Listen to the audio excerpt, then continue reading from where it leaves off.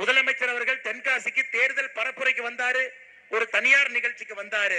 அதை தாண்டி ஒரே ஒரு முறை மட்டும் தென்காசி பக்கம் எட்டி பார்த்துட்டு போனார். 8/12/2022 அந்த பொதிகை ட்ரெயின்ல அவரே ஒரு தண்ணி பெட்டியை போட்டுக்கிட்டாரு. ஸ்பெஷல் ட்ரெயினாமா, இவருக்கு ஸ்பெஷல் கம்பார்ட்மெண்ட் ஆமா. யாரோ கை கொடுத்தாங்க, உடனே சானிடைசர் எடுத்து கைக்கு போட்டாரு, கிளவ் போட்டாரு, பேண்ட் பாக்கெட்ல விட்டாரு, பாட்ஷா படத்துல வந்த மாதிரி எல்லாத்தையும் பார்த்தாரு, கிளம்பினார்.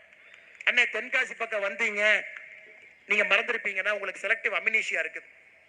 2021 தேர்தல் அப்ப எத்தனை வாக்குறுதி அள்ளி வீசிட்டு போயிட்டாங்க. தென்காசி மக்களுக்கு வாக்குறுதியை பாருங்க. சங்கரன் கோவில்ல ஜவுளி பூங்கா ஒண்ணு இல்லைங்கய்யா, ஒரு செங்கல் இல்ல. தென்காசியிலே வேளாண்மையை அடிப்படையாக கொண்டு சிறப்பு பொருளாதார மண்டலம் அமைக்கப்படும். அது எப்ப வாக்குறுதி எழுதினாங்களோ அப்பயே மறந்தாச்சு. தென்காசியிலே அரசு மருத்துவக் கல்லூரி தொடங்கப்படும். அரசு ஹாஸ்பிட்டலுக்கு போனா எவன் ஊசி போட்டு யாரு சாவறானே தெரியாது. இல்ல அரசு மருத்துவக் கல்லூரி வேற துவங்குறாங்க. ஆயிரப்பேரியிலே வேளாண்மை கல்லூரி தொடங்கப்படும். ஆயிரப்பேரி எங்க இருக்குன்னே முதலமைச்சருக்கு தெரியாது. தென்காசியிலே குளிர்பதன கிடங்கு மாம்பழச்சாறு தயாரிப்பு தொழிற்சாலை அமைக்கப்படும். இவங்க அமைச்சா பொழுது விடுச்சிருங்க ஐயா, அதையும் காணா. தென்காசியிலே கொப்பரை தேங்காய்களை காய வைப்பதற்கான மின் உலர் சாதன வசதி ஏற்படுத்தப்படும். இல்லை. தென்காசியிலே தேங்காய் அடிப்படையிலான தொழிற்சாலை அமைக்க நடவடிக்கை எடுக்கப்படும். இல்லை. தென்காசியிலே யானை பாலம் அருகே சிற்றாரின் குறுக்கே தடுப்பணை கட்டப்படும். இல்லை. கடையநல்லூரிலே அரசு பாலிடெக்னிக் கல்லூரி தொடங்கப்படும். இல்லை. கடையநல்லூர் தாலுகா சொக்கம்பட்டி கிராமத்துல புன்னையாபுரம் கால்வாயிலே மேம்பாலம் அமைக்கப்படும். இல்லை. புளியங்குடியிலே குளிர்பதன கிடங்கும் எலுமிச்சை அடிப்படையாக கொண்ட தொழிற்சாலையும் அமைக்கப்படும். இல்லைங்க ஐயா. அதனால அப்பப்ப திமுகவினுடைய நம்முடைய முதலமைச்சர் ஐயா ஸ்டாலின் அவருக்கு அவர் எல்லாத்தையும் மறந்துடுவார். இந்த ஹிந்தி மட்டும் கண்ணுக்கு தெரியும். ஹிந்தி மட்டும் அப்படி பார்ப்பார். எவன்டா ஹிந்தி பேசுறது, எவன்டா யூபியில் ஹிந்தி பேசுறான் அப்படி. வேற எதுவுமே அவர் கண்ணுக்கு தெரியாது. அதனாலதான் இப்ப அப்பப்ப கூலிங் கிளாஸையும் போட ஆரம்பிச்சிட்டார்.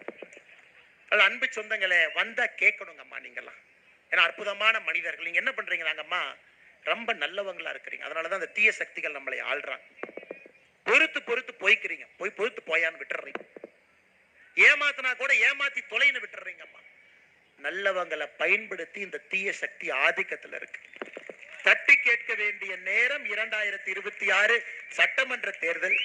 இங்க இருக்கக்கூடிய நம்முடைய அன்பு சொந்தங்கள் எல்லாம் நீங்க தட்டி கேட்கணும். இவங்களை விடக்கூடாதுங்கய்யா.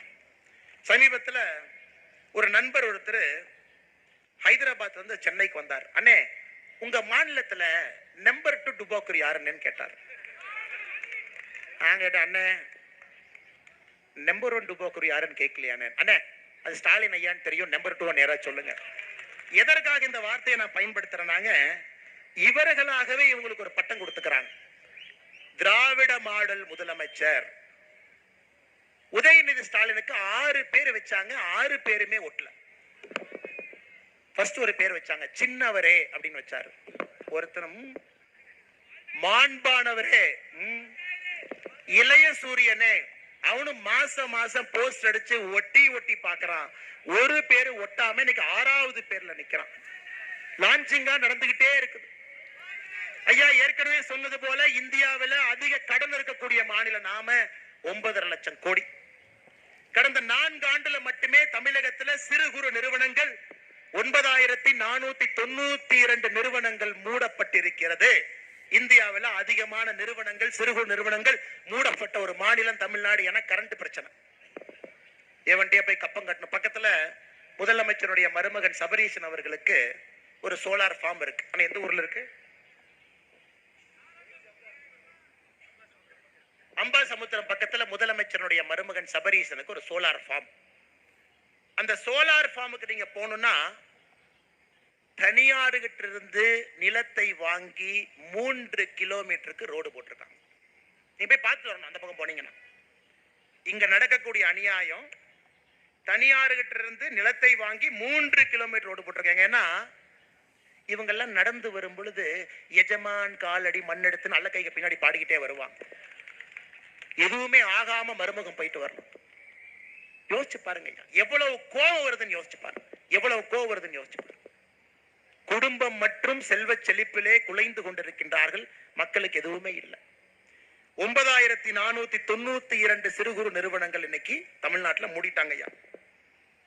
33,000 கோடி டாஸ்மார்க் வருமானம் ஆட்சிக்கு வந்த பொழுது. இன்னைக்கு டாஸ்மார்க் வருமானம் 50,000 கோடி.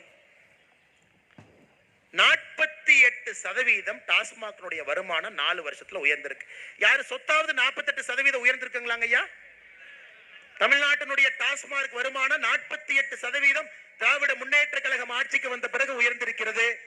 ஆனா சாமானிய மனிதனுடைய சொத்தோ வருமானமோ தமிழகத்திலே 48% உயரவில்லை. அன்பு சொந்தங்கள், அதுவும் உங்க கவனத்துக்கு கொண்டு வர. இது மட்டும் இல்லைங்க, ஊழல் நிறைந்த ஒரு அரசாக மாறி இருக்கு. எல்லா இடத்துலயும் ஊழல், எங்கேயும் ஊழல். மணல் கொள்ளைய பத்தி சொன்னீங்கன்னா தென்காசி மக்களுடைய கண்ணீர் தான் விடைங்க ஐயா. ஐயா சொன்னாங்க 4 முறை அண்ணன் தென்காசி வந்திருக்கிறாங்க 3 வருஷத்துல. ஆனா ஒரு முறை நான் வரும்போது ஒரு மலை காணாம போயிருது. ஒரு மலை, உலகத்துல எங்கேயுமே இல்லாத அநியாயம் தென்காசி. மலையை குடைஞ்சு உடைச்சு இன்னைக்கு அபிஷியலா அரசாங்கத்தினுடைய அதிகாரப்பூர்வமான அறிவிப்பு என்ன சொல்லுதுன்னா 500 லாரி இ பாஸ் எடுத்துட்டு வெளியே போறாங்க. 2000-3000 லாரி எந்த அனுமதியும் இல்லாம போறாங்க. தென்காசி மக்களுக்கு வரக்கூடிய வருமானம் 1 ரூபாய் கிடையாது. தென்காசி மக்களுக்கு மணல் வெண்ணெய் இல்ல, தென்காசி மக்களுக்கு எம்சாண்ட் வெண்ணெய் இல்ல, தென்காசி மக்களுக்கு ஜல்லிக்கல்லு வெண்ணெய் இல்லைங்க ஐயா. அதுவும் நடந்து கொண்டிருக்கிறது, அதையும் பார்த்துக்கிட்டு இருக்கோம். கேரள மாநிலத்தினுடைய மருத்துவ கழிவை கொண்டு வந்து தென்காசியில கொட்டிட்டு போய்கிட்டே இருப்பாங்க. அதனாலதான் டிசம்பர் மாசத்துல சொன்னோம், புளியே பல்ல காட்டினா ஆகாது, நாங்களே பல்ல புடுங்க வர்றோம். 10 நாள்ல தென்காசியில கொட்டப்படக்கூடிய மருத்துவ கழிவை தடுத்து நிறுத்தவில்லை என்றால் நாங்க லாரியை கொண்டு வந்து ஏத்திட்டு போய் கேரளாக்குள்ள கொட்டுவோம். உடனே அதுவரை தூங்கிட்டு இருந்த எல்லாரும் எந்திரிச்சாங்க. ஜனவரி 6ஆம் தேதி வரை கெடு கொடுத்தோம். ஜனவரி 6ஆம் தேதிக்குள்ள செய்யலினா நாங்களே வருவோம். அது வரைக்கும் தூங்கிட்டு இருந்தவங்க எந்திரிச்சு 10 நாள் ஏதோ போட்டுக்கிட்டு டிராமா பண்ணி வச்சிருக்காங்க. இன்னும் முழுமையா சமாதானம் இல்ல. அரசு வேலையை செய்யறத பார்த்துக்கிட்டு இருக்கோம், வேலை வாங்க வேண்டும் என்று நினைத்துக் கொண்டிருக்கின்றோம். மருத்துவ கழிவு, இந்த பகுதியினுடைய கனிம வள கொள்ளை, எங்கேயும் இல்லாத அநியாயம் தென்காசிக்கு நடந்து கொண்டிருக்கிறது. அன்பு சொந்தங்களே, இதையெல்லாம் பேச வேண்டிய நேரம் நமக்கு வந்துருச்சு.